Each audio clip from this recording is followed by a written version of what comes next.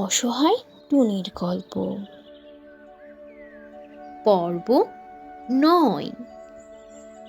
সবার মুখে ছেলে মেয়ের নামে এত ভালো ভালো প্রশংসা শুনে টুনির অশান্ত মন যেন শান্ত হয়, আর সে মুগ্ধ হয়ে সেগুলো শুনতে থাকে। এরপর আরও অনেকটা দিন কেটে যায়। এখন টুনি অনেকটা বৃদ্ধ হয়ে গেছে।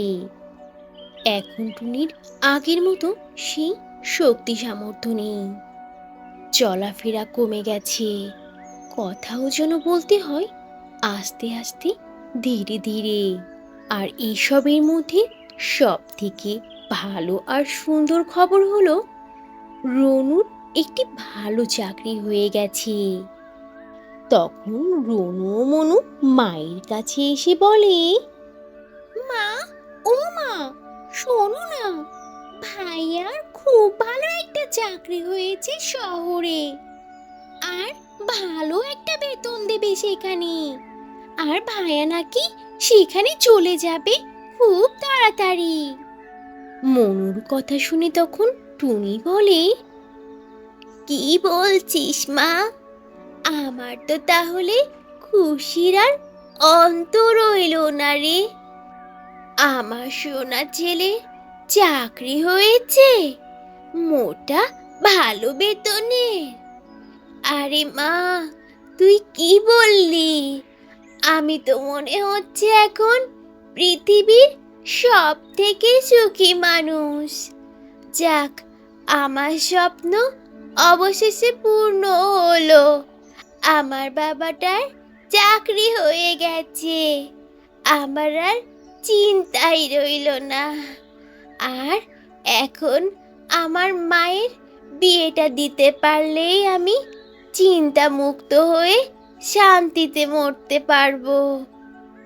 রনু তার মায়ের মুখে বোনের বিয়ের কথা শুনে বলে, হ্যাঁ হ্যাঁ মা, তুমি একদম ঠিক বলেছ।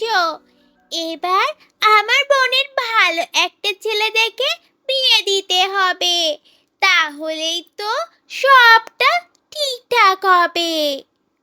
রনুর কথা শুনে তখন টুনি বলে, আমি তো মোটেও ঠিক কথা বলিনি।